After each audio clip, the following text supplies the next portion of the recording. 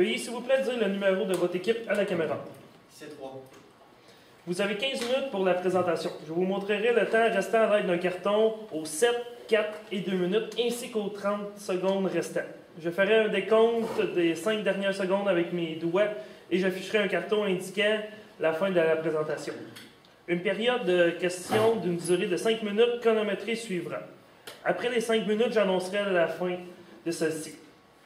Si vous êtes en train de répondre à une question, veuillez brièvement conclure. Vous ne devez en aucun temps dévoiler la provenance de votre cégep sous peine de disqualification immédiate. Veuillez s'il vous plaît rester dans la zone de captation vidéo déterminée par les marques au sol, qui est les bureaux. À tous les observateurs, le silence vous sera demandé tout au long de la présentation et de la période de questions. Si vous désirez applaudir, vous devez attendre la fin de la période de questions.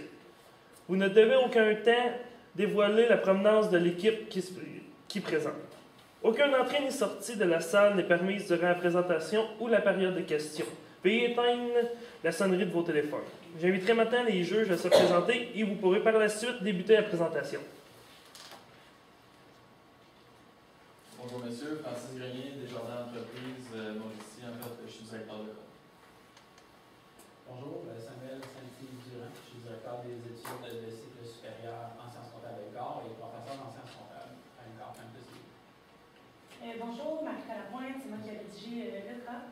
Je suis analyste financière chez Cascade, puis j'ai également organisé, j'étais présidente des Jeux du commerce et la plus grande compétition interuniversitaire de l'Est Canada. Puis cette année, je suis présidente, mais de l'Union financier pour la compétition interuniversitaire. Bonjour messieurs, je suis présidée si vous voulez utiliser le tuteur, c'était votre discrétion. Je m'appelle Cassandra Touni, je suis conseillère en fiscalité chez Converville Victoriaville. Je suis chargée pour ici au département des sciences comptables, puis je suis vétérinaire pour le regroupement Mauricie Centrale. Bonjour, Emmanuel Boutin, je suis comptable en consolidation au siège social de la Coupe Philippe à Montréal. Les deux choses les plus importantes ne se retrouvent pas dans le bilan d'entreprise, soit la réputation de l'entreprise et ses employés. On sait qu'actuellement, les clients de l'entreprise s'achèvent surtout à avoir la réputation de l'entreprise et aussi à voir comment que les employés sont traités. Bonjour, nous sommes la firme de consultation Action, constituée de M. Samuel Leroy, Christophe Orpince et moi-même, Charles Tremblay. Nous allons débuter avec le plan de la séance. Donc, une courte présentation du mandat, suivi des faits saillants de votre entreprise, de l'analyse interne et externe, des traitements comptables suite à quelques petits changements que nous avons apportés. Et ce qui concerne le projet d'investissement et de financement de l'imprimante 3D, et une conclusion et une vision d'avenir. Donc, pour le mandat, vous avez demandé de traiter les transactions comptables et les avantages et les inconvénients du projet de l'imprimante, de recommander le prix d'achat du projet idéal et identifier la meilleure option de financement et de faire part de toute autre information pertinente à votre égard. Concernant les faits de votre entreprise, vous êtes une jeune entreprise vieille de 2 ans et vous faites actuellement des produits hors du commun puisque vous trouvez que c'est important, le développement durable, et aussi vous êtes aussi à la fine pointe de la technologie. Et de cela, vous avez une très forte croissance et ce qui apporte un savoir-faire unique aussi, ce qui vous fait démarquer de vos compétiteurs. Pour les forces de votre entreprise, vous offrez une qualité exceptionnelle à vos clients, donc votre produit est vraiment adapté à eux et il est personnalisé à leurs besoins. Vous avez des valeurs qui sont à la mode, comme on pourrait dire, parce que le développement durable et l'énergie verte, c'est assez important pour les clients d'ici et pour votre clientèle cible, qui est surtout les jeunes. Vous suivez aussi les tendances mode, ce qui a trait aux maisons, donc vous suivez tous les nouveaux changements. Ce qui porte plus au point amélioré, vous avez un délai de construction qui est un petit peu plus long, puisque vous avez une méthode de fabrication qui est plutôt traditionnelle. Et il y a aussi le débord du comité comptable qui fait que vous avez des transactions qui n'ont pas été complétées dans vos livres. Vous avez aussi les opportunités de projet de l'imprimante 3D qui va être développé plus tard. Et la subvention gouvernementale suite au projet d'imprimante. Vous avez aussi les valeurs vertes des UNENO qui viennent rejoindre vos valeurs à vous et donc ils sont captés par l'image de votre entreprise. Il y a aussi vos menaces, la concurrence, puisque vous avez des délais de fabrication qui sont longs, vous pouvez parfois manquer à la demande et votre offre n'est pas assez élevée. Il y a aussi les risques de la charpente face au climat du québécois, désolé. Et ce qui fait que le produit n'a pas encore été testé, donc il va falloir faire des tests à ce niveau. Nous avons pris la peine d'analyser les traitements comptables à effectuer dû au départ de votre comptable dans votre entreprise. Premièrement, dû à une vente qui avait été faite, vous avez touché l'argent, mais le produit n'avait pas été fait encore parce que la maison, les constructions débutent en janvier. Donc, nous avons placé 50 000 $ dans l'encaisse ainsi que les taxes et nous avons mis le compte de régularisation des produits perçus d'avance. C'est en vertu, dans le fond, du principe comptable du rattachement des charges aux produits, comme que vous avez touché l'argent, mais la réalisation de la maison va se faire dans le prochain exercice. Pour le prochain traitement comptable, c'était l'achat d'un moteur qui a permis d'améliorer la durée de vie d'une immobilisation actuelle. C'est pour ça que nous avons fait augmenter le compte du matériel roulant. Donc, voici la transaction. Également, on vous invite à prendre part que lors de l'amortissement de cette matériel roulant-là, va prendre en compte de prendre le nombre de temps qu'il y a eu avant d'ajouter l'ajout du moteur, puis de recalculer pour l'amortissement. Ensuite, ça c'était fait en vertu du principe comptable du rattachement des charges aux produits. Le prochain traitement comptable a été fait en lien avec le circuit électrique dans vos locaux. Comme c'est un coût qui va être récurrent année après année, nous avons pris nous l'avons placé dans l'entretien et réparation ainsi que les taxes et dans l'encaisse en vertu du principe comptable de réalisation pour le comptabiliser. Ensuite de ça, il y avait un stock qui avait été endommagé par une infiltration d'eau. Cependant, vos assurances vont vous rembourser la totalité de cette somme. Donc, nous avons placé un 25 000 dans les faits recevoir, mais le restant va diminuer les stocks dans le matériel endommagé en vertu du principe de la bonne information pour faire réduire les stocks. Maintenant, on avait la toiture de l'entrepôt à placer. Nous l'avons placée dans l'entretien et réparation parce que c'est une dépense qui est récurrente quand on a un bâtiment. Ça, nous avons placé dans le compte entretien et réparation ainsi que les taxes et nous avons affecté l'encaisse de l'entreprise en vertu du principe de réalisation. Et maintenant, vous nous avez demandé si jamais vous faites votre projet marche, quoi faire avec la subvention gouvernementale. Donc, si jamais vous prenez le projet et il fonctionne, vous allez devoir placer un 25 000 dans l'encaisse qui va servir à votre projet. Et également, ça va affecter au produit une subvention gouvernementale. Également, pour le loyer, vous nous avez demandé où le placer dans les états financiers. Il va se retrouver à la charge dans l'état des résultats de votre entreprise. Maintenant, je laisse la parole à mon collègue Samuel Bergeron. Pour ce qui est du projet, nous allons vous présenter les avantages et les inconvénients. Les avantages du projet, c'est vraiment qu'il est accessible rapidement. C'est un projet qui est en construction en Chine. On ne sait toujours pas si il va marcher au Québec, mais par contre, il peut être accessible rapidement. Il va permettre de se démarquer des concurrents. Ça permet vraiment d'augmenter la productivité. Vous allez pouvoir augmenter votre productivité avec les deux méthodes, soit elle d'imprimante 3D et l'ancienne méthode. De plus, ceci apporte vraiment un faible coût de production. On a remarqué sur l'investissement du projet qui est élevé. Par contre, la production à long terme, le coût diminue. Aussi, c'est un avantage parce que l'imprimante 3D utilise des matériaux organiques, ce qui est un peu dans la tendance verte et c'est des matériaux de qualité. Et en plus, ça permet de faire des meilleures personnalisations. Cependant, comme je l'ai dit, l'appareil est plus dispendieux. Aussi, il y avait le fini de la surface qui est un peu granuleux de l'extérieur. Malgré, pour un frais supplémentaire, vous pourriez vraiment le mettre un produit fini de qualité. Et aussi, un autre inconvénient qu'on a remarqué, c'était vraiment la clientèle qui est indécise et pas trop sûre du projet, voir si c'est de quoi qui peut être idéal pour leur maison. On a décidé de faire la valeur actuelle nette du projet pour voir si le projet allait être rentable dans les prochaines années. Nous pouvons voir au début les entrées d'argent vraiment juste avec l'imprimante 3D et la subvention gouvernementale de 45 000. Nous avons rentré aussi toutes les sorties d'argent qui entraînent ce projet. Tout ce qui est salaire, acquisition, on voit les premières années, c'est un peu plus difficile, il va y avoir des pertes. Cependant, avec le projet, ça permet vraiment d'augmenter les ventes et d'augmenter les ventes, un peu diminuer les coûts sur plusieurs années.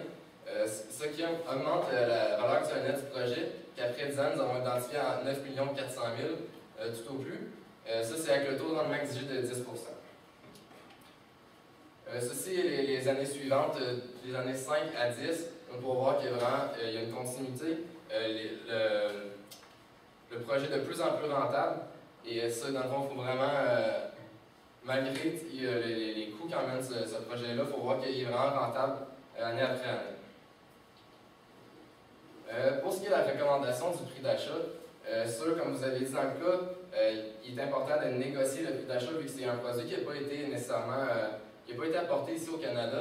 Ça peut être un point tournant pour vraiment le négocier et dire sur un test, voir comment que ça marche. Se négocier le plus bas possible, c'était entre 750 000 le plus bas. Aussi, il y avait les incoterms des frais de transport qu'on peut négocier selon le fournisseur, pour un peu diminuer le coût. Pour ce qui est des options de financement, nous avons les 3 options.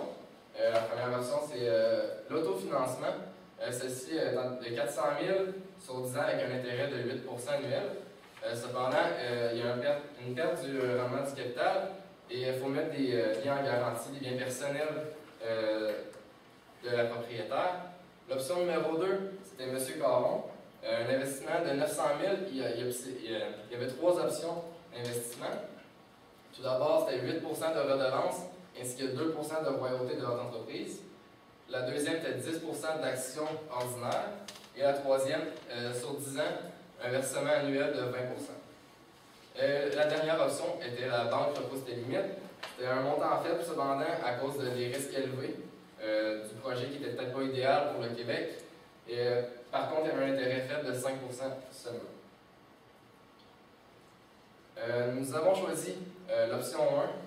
L'option 1 en raison du coût du prêt qui est assez élevé, avec un intérêt peut-être plus idéal pour votre entreprise qui est encore jeune, qui peut se permettre ça, avec aussi une clientèle, comme nous l'avons dit plus tôt, les milléniaux, qui sont vraiment de plus verts. On voit qu'il y a une plus grande clientèle va venir vers votre entreprise. On pense que l'option 1 est idéale en raison aussi de sa longue durée. Et pour combler la différence, nous avons pensé avec les économies personnelles que vous étiez prêts à mettre dans votre entreprise, soit le 600 000, pas nécessairement mettre au complet, mais seulement une partie de votre économie pour combler la différence et pouvoir poursuivre sur les années supplémentaires, continuer à sans perdre d'argent et aussi à financer tout au long de votre durée de vie. Pour ce qui est de la comptabilisation du financement, nous avons mis le prêt personnel ainsi que l'argent provenant des placements courants, le 750 000 de l'achat du projet. Nous avons mis le 750 000 dans la caisse ainsi que 750 000 au crédit dans le capital action. Je vais laisser la parole à mon collègue Charles pour la conclusion. Donc, pour conclure un petit retour sur le mandat, vous avez demandé de faire des traitements comptables suite à l'absence du comité comptable et vous avez demandé de vous donner notre opinion sur votre projet d'investissement et notre recommandation sur le projet de financement. Et grâce au projet, nous avons surtout remarqué que les délais de construction étaient améliorés. Donc, il étaient raccourcis, donc vous allez pouvoir avoir une meilleure offre pour respecter la demande. Et il y a aussi un processus d'embauche qui devrait être fait pour le commis comptable, puisqu'il n'y a plus de personnes pour combler ce poste, donc ça serait une chose à voir. Et aussi, procéder à des tests de solidité je ne me rappelle plus c'est quoi exactement, mais c'était en lien avec les données imprimantes, puisqu'il y avait quelques petites choses qui étaient à voir, puisque c'était dur à voir à suivre aussi. Et il y a aussi les valeurs environnementales qui sont des choses qui sont importantes pour vous et qui sont importantes pour les clients à venir. Donc c'est important de garder et d'être constant pour cela, pour toutes les années à venir. Merci beaucoup de votre attention et nous allons passer à la période de questions.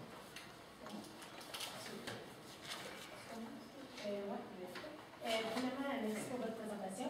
Si je comprends bien, au niveau du financement, vous choisissez l'option 1 et les économies personnelles. Est-ce que la proportion, c'est vraiment les 400 000 puis on balance le reste avec les économies personnelles ou vous diminuez un peu le prêt puis on injecte plus de fonds? Bien aussi, il faut tenir compte, dans le fond, de la subvention qu'on a le droit. Donc, ce qu'on avait pensé faire, c'est vraiment de plus miser sur le prêt personnel parce que la propriétaire tente d'investir ses montants personnels dans des titres qui peuvent être vraiment bénéfices pour elle puis faire plus d'argent. Donc, je suis pas sûr qu'elle est prêt à placer plus d'argent provenant de son économie personnelle, mais ça serait mieux de prendre le prêt à la banque personnelle. OK, donc mais la proportion, ça serait quoi? Je dirais que ça serait de prendre 400 000 du prêt personnel. Ensuite de ça, il y a le 45 000 de subvention et le restant, prendre des économies qu'elle tentait de placer pour des titres d'énergie verte. OK, puis pour le reste de ces économies, justement, vous suggérez de le placer dans les titres environnementaux? Bien, on sait que c'est risqué, mais c'était seulement cette option qu'elle proposait dans le mandat. Mais donc, ça lui permettrait d'investir moins d'argent, donc ça va être un peu moins risqué pour elle que d'investir la totalité du 100 000 qu'elle tentait d'investir. Et juste pour ajouter, elle n'est pas obligée d'investir au complet dans le prêt pour vraiment placer de l'argent sur l'énergie verte. Elle peut s'en garder de côté. Je ne suis pas sûr, il me semble qu'il y avait une autre option, moins risquée, à un plus faible taux d'intérêt. Peut-être regarder, placer un certain montant. Vu le risque, en placer moins, essayer, voir ce que ça donne, peut-être dans le futur en remettre davantage. Si je fais du chemin, c'est ce qu'elle vient de dire, là, on y allait option de financement hybride. Fait qu'une portion à la base, et une portion que je vais mettre de mes économies personnelles. Mais là, juste pour être sûr, parce que j'ai perdu mon code comptable, vous m'avez dit, là, je vais avoir l'argent qui va rentrer, je mets mon encaisse, puis après ça va être 100% de capitalisation pour mon compte de crédit. Oui, j'ai une portion qui va être différente. Bien, c'est sûr que là, il y avait la subvention dans le 750 000 qu'il va falloir comme diminuer. Mais la totalité de l'encaisse, c'est l'investissement qu'elle a acheté à ses capitaux propres, mais qui provient de son prêt personnel et de... OK. Fait que moi, je vais emprunter personnellement, puis après ça, mon argent personnel à moi, je viens la mettre dans l'entreprise. Tu la mets dans tes capitaux propres, exactement. OK, je comprends. D'autres questions? Vous m'avez parlé tout à l'heure en conclusion que, dans le fond, c'est un projet qui a quand même une certaine portion de risque. J'aimerais savoir si le projet ne fonctionne pas, qu'est-ce qui se passe? Combien d'argent on perd au final? Puis qu'est-ce qui pourrait se passer? Est-ce que vous avez un plan pour la propriétaire? Je dirais peut-être observer, voir, surtout avec, vu que c'est un imprimante 3D, c'est vraiment la tendance, on sait qu'on s'en va beaucoup vers les technologies futures, l'informatique. Essayer de faire un autre domaine, essayer de nouvelles choses avec l'imprimante 3D pour en s'adapter, essayer de tirer davantage de bénéfices. On sait qu'elle est bonne, l'imprimante, pour 10 ans environ. On a le temps de trouver une nouvelle chose durant ces 10 ans-là, essayer de nouvelles affaires et vraiment essayer de tirer davantage de profit avec, malgré si elle ne marche pas pour les constructions de maisons. Et aussi, si ça ne marche pas, bien aussi, il y avait les tests de solidité. On n'est pas obligé d'acheter les grandes sucre. On peut demander à notre fournisseur de faire des tests dans notre région suite à l'hiver. Et on n'est pas obligé de faire l'investissement directement. On peut le faire après les tests. Donc, on ne met pas notre argent en danger immédiatement. On va le mettre plus tard. Moi, je voudrais revenir sur le document comptable concernant le matériel endommagé. Là, vous me dites qu'en vertu du principe de la bonne information, moi, c'est sûr que je veux absolument présenter la bonne information. Là, je vais recevoir 25 000 $, puis après ça, l'autre partie de l'écriture, c'est en fait mon matériel. Et ouais, ça va venir réduire ton stock. OK. Puis, je me questionne à savoir est-ce qu'il va y avoir un impact au niveau des états de résultats? Ben, c'est sûr que dans ton coût des marchandises vendues, ton stock il va diminuer. Cependant, l'effet recevoir, lui, va faire en sorte au bilan d'augmenter ton encaisse. OK. Fin de période de questions.